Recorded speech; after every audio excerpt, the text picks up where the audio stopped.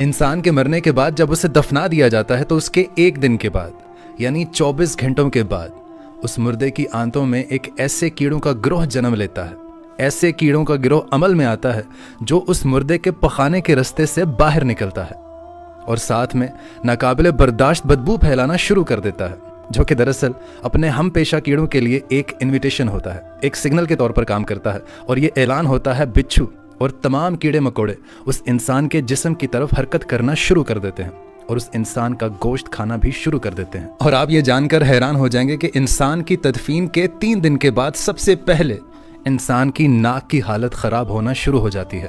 6 दिन के बाद इंसान के नाखून गिरना शुरू हो जाते हैं और 9 दिन के बाद इंसान के बाल भी गिरना शुरू हो जाते हैं और 9 दिनों के बाद इंसान के जिस्म पर एक भी बाल मौजूद नहीं रहता